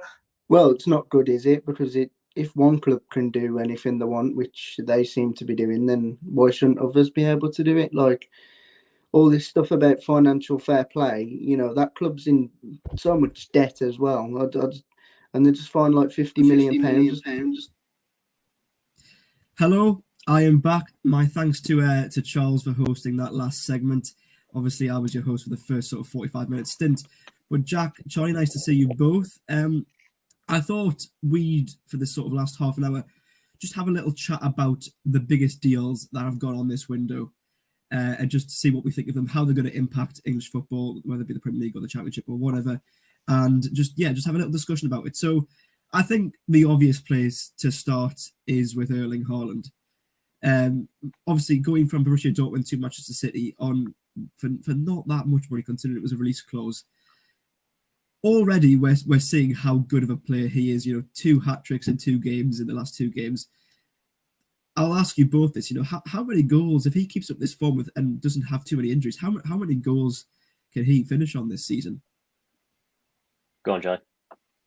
It's a good question. I think the signing is sort of the last piece in the jigsaw for Manchester City, isn't it? Really, it's what they've been crying out for, and for them to not just get him in, but to get Julian Alvarez in as well. 2 number 9s. That it's going to be. It gives them that opportunity to rotate, and I think that's why he will score. I think he'll score 35 plus goals this season. I really, really do believe that he is going to have an unbelievable. You just can see the players that he's got around him, but that obviously means he has to stay fit, and he has had his injury issues in the past. But I think with the signing of Alvarez as well, that gives them the opportunity to rotate Haaland in and out of the squad when they need him. You can see the impact he has, and he really is the missing link in the jigsaw for Manchester City. What about you, Jack? Well, I mean, he's already got 9 after 5 games. He's already got 2 hat-tricks, and he's got Aston Villa this weekend, so that'll probably be at least 3 more. As I've said this on the pod before, I mean, he is just this like Terminator style machine who's just been made in like some sort of football lab. He's like a robot who just his sole purpose in life is just to score goals. And he's just massive as well. Like, he's really quick. And like this was it Joe Worrell for Forest, who just got absolutely mugged off. And Joe Worrell's a big guy, and he just got absolutely beaten up in the air, didn't he? And Haaland just made him look like an absolute fool. And I think he's going to make a lot more defenders look like fools this season. He is a game-changing signing. He is brilliant, and I am very excited to see how many goals he can score, because I think he's got the potential to break all. He is just I think he's really entertaining to watch as well. I don't know if it's good for English football, to be honest, but there's someone that good in it now, because you've already got a team who is becoming a bit sort of Bayern Munich at City in terms of how dominant they're becoming. So, but he is really entertaining to watch just in 90 minutes. Yeah. Now, of course, just having watched him play at St James's Park a couple of weeks ago, you could tell just his presence. I thought Newcastle dealt with him quite well, to be fair, for the majority, but even then, you let him 1 minute, one moment, even just a second of space, and he puts the ball in the net. Of course, helping kickstart their comeback. Of course, Liverpool themselves, they've bought sort of a striker to rival. They actually paid more money in Darwin Núñez for about 70-odd million. Of course, we've seen perhaps the wrong side of Darwin Núñez so far, sort of the hot-headed side of him. So I'll come to you for this, Charlie. I mean, comparing Núñez to Haaland, obviously they're both, well-built, tall strikers, out and out through the middle. But is Núñez, or will he be anywhere near Haaland, given the start that Haaland's already made? I think the season's a long way through, isn't it? And Liverpool will naturally start to hit some form. They've had a bit of a rocky start, and he has as well. And I think we all knew that Haaland would, or we hoped that Haaland would hit the ground. And as Jack said there, some of the way that he just brushes past defenders is pretty remarkable, really. And he is like a monster. So I think they are both different players. I think Núñez will score goals at Liverpool. I think he will be provided with the chance. Luis Diaz seems to have settled incredibly well at Liverpool as well. Really impressed by him. So they're obviously having to sort of fill a gap for the loss of Mane, but I think Haaland will always have that level above anyone else. But I expect Núñez to still have a really positive season. I just can't wait for Liverpool to play in the Merseyside derby against Everton, because if any of the Everton fans get behind Núñez, he's going to have to keep his head, or else tackles will be flying in, won't they? And we probably might see that side of him again. But look, they've had to fill a gap of Liverpool, but I think he won't equal what Haaland will do, but I think he'll be a decent signing for them. Yeah. Now, we mentioned before when Rahman was on, before you two joined, we mentioned the signing of Raheem Sterling to Chelsea and Manchester City. I found that quite an interesting signing. Obviously, Sterling, very settled Man City, doing well, winning lots of trophies, scoring lots of goals.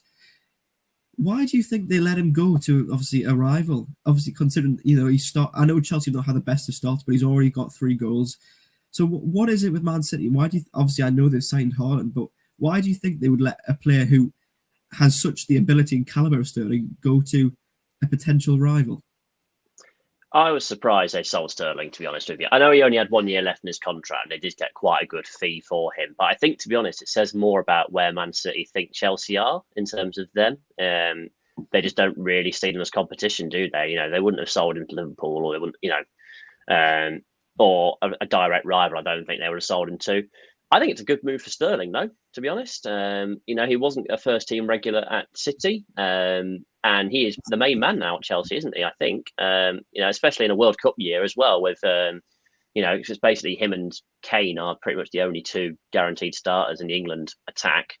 I think first-team football for Raheem Sterling is a good thing. He seems to have started okay. He's got 3 goals in 2, and his last 2. Chelsea are just a weird club, aren't they? Like, what is going on there? Like, have they? Is there actually a plan at Chelsea? Does someone actually know what's going on there? Or are they just signing? It's kind of very football managery, isn't it? It's like, just these Panini stickers, and you just pick some up. Like, all right, Mark Cucurella, yeah, we'll have him. We've got Ben Chilwell already, but we'll get him as well. Yeah, why not? It's just all very strange. But they need to get rid of some wingers as well, Chelsea. Like, I don't think Ziyech is good enough. I don't think Pulisic's really good enough. So Sterling is definitely an upgrade on them. So I think he will be good for Chelsea. Yeah, I've always rated Raheem Sterling, and I think Chelsea have picked up quite a good deal there. Chelsea have certainly splashed the cash this summer, it's fair to say. I mean, we're going to move on to Wesley Fofana now. Obviously, Leicester probably were reluctant to let him go, but perhaps needed the money in the end. 72 million is quite a fee for a defender of that style. Charlie, I mean, who do you think's got the better end of the deal there? Again, it's I was hearing something today that maybe Leicester's financial situation has changed massively, and they needed the money. So look, for 72 million, I think for Leicester it's a good price, but I think they haven't really. They need to reinvest it, because there will be a lot of Foxes fans that are quite worried at the moment. in terms of where their squad is at, whether they can reinvest that massively. I know Fofana, that deal went on for so long as well to try and get him in. It went along for a while, and finally they've managed to get it over the line. But I think for Chelsea, as Jack said, it really confuses me. We've seen the real extremes of Football Manager saves. We've seen Forest with 23, 24 signings this window, and now Chelsea were just throwing money at it. It doesn't make sense, some of the signings that they're making. But, I think Leicester, financially it will help them massively, but they've got to reinvest that in the right areas if they want to remain in the Premier League. Yeah, I certainly agree with that. Obviously, Chelsea have certainly let a few players go as well. Timo Werner, Lukaku, as we mentioned before. But we'll move on from Chelsea. We'll move to Arsenal. We mentioned Arsenal before. We mentioned Gabriel Jesus and we mentioned Alexander Zinchenko. And now Rahman was quite confident, and so was Jonathan, that both those signings were really good and Arsenal could have quite the season. Obviously, they started fantastically well. Can they? I asked this to them before. Now, can they challenge or even get anywhere near to Man City, given the start they've had? I don't think anybody can, to be completely honest. I think if anybody will, I think Arsenal could push for second though. Liverpool started off a bit shaky, but Gabriel Jesus he is just what they've been after, isn't it? For years, Arsenal have just been after this reliable player that can fit into the Arteta system, and Lacazette wasn't it, Aubameyang wasn't it, but there's, Jesus, he looks like he's got a point to prove, doesn't he, as well? Again, like I said earlier about the Sterling thing, he just looks like he is thriving on being the main man up front for Arsenal, doesn't he? He really wants, again, World Cup year, he wants to be number 9 for Brazil this year, doesn't he? So he is thriving. And it's not just his goals as well. He's just working effortless, so hard. I think in this first game against Palace, he just went on this brilliant solo run. You just think, oh my God, Arsenal have really got a player here. And the other thing about Zinchenko is he's also really versatile as well. If Kieran Tierney comes back in, he can slot into midfield, he can slot into a number 10 role. So he's a serious player. Again, kind of says a lot about where City think Arsenal are, that they've sold them 2 pretty handy players, doesn't it, really? And also Arsenal have signed, another number 10 in Fabio Vieira as well, haven't they, from Porto, who apparently is supposed to be the real deal. Again, I can't say I've watched much of Fabio Vieira play, but apparently he is a good player. So positive things for Arsenal. I would be slightly concerned. About Arsenal, that they seem to have this inability to kill games off at the minute. I know they've won 5 out of 5, and that's difficult to begrudge. But against Villa, against Fulham, they should have won those games a lot more comfortably than they did. So maybe a slight concern there if you are going to be super, super critical. Yeah. I mean, there's a question that I've got about Arsenal. Now, at the end of last season, they came to St James's Park and they were obviously wanting top 4 and Newcastle turned them over essentially. But since then, as we say, they've invested well and they've made a really good start to the season. And so how far under Mikel Arteta do you think Arsenal can go with, such a young squad? And obviously they were developing all of last season. But even if it's not this season, but how far can they go in, say, 2 to 3 years' time, Charlie? Look, I think they have to believe that they can play Champions League football again. I think the current dominance of Manchester City will continue. I really can't see it not happening until the owners at Manchester City just seem so on the Champions League that is what they want. They want the Champions League, so they'll continue to back Pep. But I think what's great to see at Arsenal is how the Arsenal board have really got behind Mikel Arteta in the vision that he has at the football club, because so many managers come in and have a vision and they're never given time to really fulfill it. And it really feels like now they're starting to see, the fruits of what Mikel Arteta is wanting from his club. So I think, Champions League football has to be a desire for them. And the players that they're bringing in, they're molding into the side. They're what they're looking for. They're fitting well. And I think Champions League football returning to the Emirates is something that, they can look forward to in the next couple of years. Yeah. Now, we'll move a little bit further down the table, and I'm going to look at Newcastle, from my point of view, my club. We're also going to look at West Ham. They've both made some big signings in the last couple of days. West Ham with Lucas Paqueta and Newcastle with Alexander Isak. We'll start with West Ham. Paqueta, of course, was constantly linked throughout the window with Newcastle, given he is Bruno Guimaraes' mate. But as far as I'm concerned, there was nothing in those rumours, and they were literally just fan rumours made up because, well, he is Bruno's mate. But do West Ham have a player on their hands there? Of course, a Brazil international, attacking midfielder. Do you think, is that what they need, Jack? I think so. I think they need something. I'd be slightly concerned if I was a West Ham fan, I think. It just seems to be the sort of same team over and over again, doesn't it? And then even when he tries to bring in some new people, Moyes, it seems to not really work and he has to revert back to type. I think one of their problems last season was they just weren't really creative enough. And that's what sort of saw them not slide down the table, but certainly not, at one point it really looked like they were going to, go for a top 4 place, and that sort of all fell apart. I know they got to a European semi-final, but they've got a replacement in for Antonio in Scamaccia, who apparently is very, very good. He's a big presence up front, so that'll be, right up David Moyes' street. I think he's like 6'4". He scored a lot of goals for Sassuolo last season, so he's pretty good. And Lucas Paqueta, I mean, we've heard about this guy for years, haven't we? He's one of these people that I wasn't sure actually existed until, I just think he's one of these football managers / ultimate team players, like your sort of Milinkovic-Savic's of the world. You're not actually sure they exist until you actually see them in the flesh. And you think, okay, you do exist and you are quite good at football. So, yeah, I'm excited to see him play because he sounds like a real prospect. He's got some Brazil caps under his name, and he's certainly an improvement on the likes of Lanzini and Fornals and people like that, isn't he? So, West Ham have had a history of good number 10s, haven't they, of course, with the likes of Payet. So if he could be anything like that, West Ham would be a lot more entertaining to watch in future. Yeah, I mean, they've had a bit of a challenging start to the season, but of course, got to win against Villa. Probably, yeah, and they played Villa, yeah. Yeah, unfortunately at your expense, Jack, so I'm sorry to bring that up. And they got a point against Tottenham the other night as well. I'll now come to Isak. Of course, we started the show mentioning him with Jordan Cronin of Newcastle World. Now, Charlie, of course, you're a Borough fan, so I'm not sure how much how much you like Newcastle. But given that, given there is, this local rivalry in the Northeast, despite that, do you think Newcastle are onto a winner with Isak and just in general with sort of the business that they've done? Yeah, to be honest, mate, I don't massively dislike Newcastle. I think the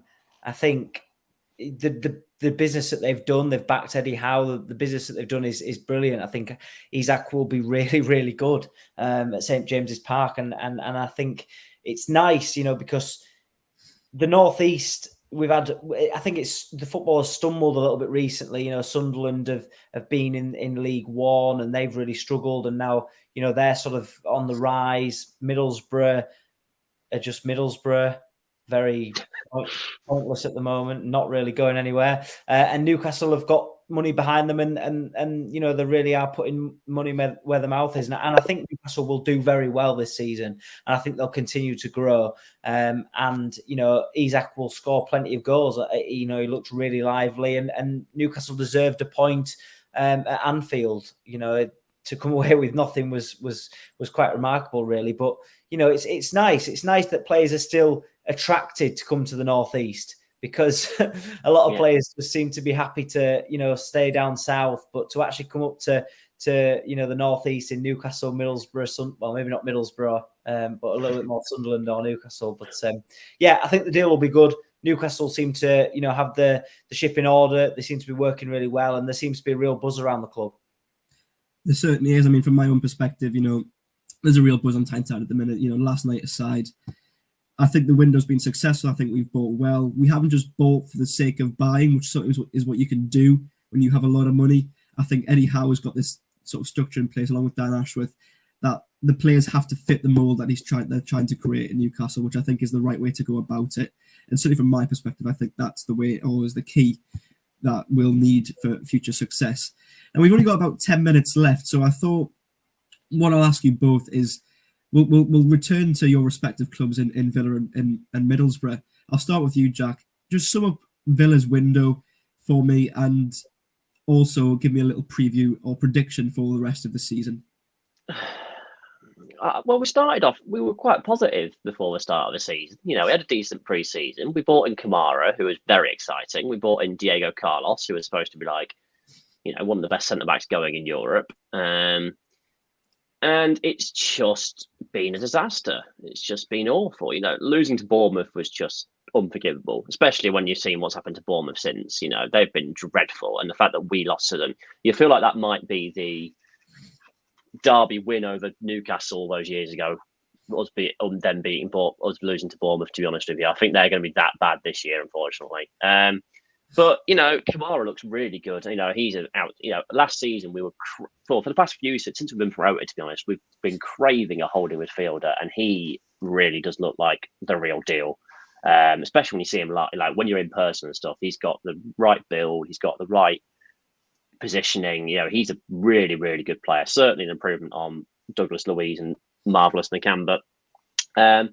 Diego Carlos looked good, but then he did his knee in. He's out for the rest of the season, which is really knackered us. That's a real shame, that is, because he looked like a really good player, and now we've just had to go back to Mings and Konza, which is a shame. I like Tyrone Mings. I'm just going to throw that out there. I don't know why we took the captaincy off him. I'm not just saying that after the fact. I know people laugh. I know people don't like Tyrone Mings, and they think he's a bit of an idiot and he gives the ball away too much. But I like the bloke. I think he puts his body on the line. He's left-footed. That helps. And I just think, he's an impressive man, just on and off the pitch. I think he's good. So, yeah, I mean, I'd have liked another midfielder. I know we've signed Dendoncker today, but he's a more defensive midfielder. I'd have loved someone like Conor Gallagher. That might have been a bit too much to ask. But John McGinley's dropping. I think our problem is, sorry, I won't be too much longer. We have no idea what our best team is. We have no idea what formation to play. We don't know what our best team is. We don't know, who to play where. We don't know whether to play Coutinho or Buendia. We don't know to play Watkins and Ings. Who knows? So we could have done a bit more. It's been a bit underwhelming, to be honest, but the players we did get in look promising. We've signed a reserve goalkeeper. We've signed a reserve left back. Yeah, we'll see, won't we? Yeah, I'm a bit, I know two of my best mates, Daniel, are Newcastle fans, and they're just very optimistic. Yes, they are, because I lived in Sunderland for a bit back in the day. And they're all very positive about life, and I'm just looking at them going, oh, look at you being all happy, and and I'm just sat here losing to Bournemouth, losing at home to West Ham, saying, oh God, it's this again. So, just as I said earlier, another sort of 15th, 12th place finish. Yeah. Boring, I'm afraid, mate. Just looking at the ticker below, obviously Aston Villa still fighting to keep a hold of Douglas Luiz. We are keeping him apparently now, I believe. That's the last I saw of it. Is that your latest information? Well, that's what I saw about half an hour ago, that we're definitely keeping him. But I still, I would cash in on him. I think if you're getting £25 million, he's got a year left in his contract.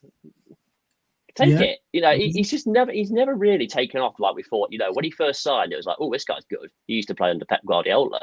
And it's just never really happened for. He doesn't, again, no idea what his best position is. Is he a holding midfielder? Is he number 8? Is he number 10? We don't know.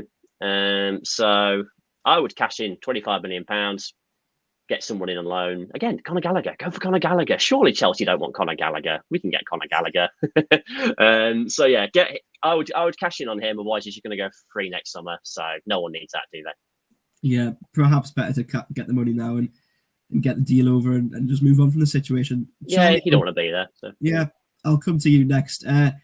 Take me through Middlesbrough's window. What are your thoughts on it? And give me a bit of a preview for the rest of the season. Yeah, a real mixed window, really. I mean, we've managed to bring in £24 million worth of finances through 2 signings of Jed Spence and Marcus Tavernier. And it was a real rebuild for Chris Wilder throughout the window. We've had a lot of loan transfers. Alex Mowatt's come in, Zach Steffen, Rodrigo Muniz, Ryan Giles. We've then had free transfers for Darragh Lenihan, Tommy Smith and Liam Roberts. And then we've spent money on Matt Clark, Matthew Hoppe and Marcus Force. And to be honest, I think everybody'd hoped that the back end of the window was going to be this amazing end where we're going to bring in players after player, and we're going to really live up to what the bookies thought was going to be a Middlesbrough side that were going to compete at the top of the table, and it really has let me down. At the moment, we just can't get anyone over the line. We had Frank Onyeka lined up. That was all done and sorted as of about an hour and a half ago, until Christian Norgard's scan results came back as if he was injured. So that doesn't happen. We then have Josh Onomah lined up to come in. We're then beaten to him by West Brom. So that's another kick in the teeth. And I think there's probably only one signing that's maybe left to come in at Middlesbrough. I've not heard anything, and that's Sam Surridge from Nottingham Forest. I think with the amount of players that the Forest have brought in, they can probably do with just getting rid of him. He might be one that we're waiting for in an hour, but the club have been really quiet. We're so used to being linked with every man and his dog, and we haven't been today. So I don't know whether they've got something planned. But look, I think if we don't bring players in today, I think we struggle towards Christmas. We might go on a run, which I'd like to think we will. If we don't, we've got to recruit at Christmas. Again, we've got to recruit.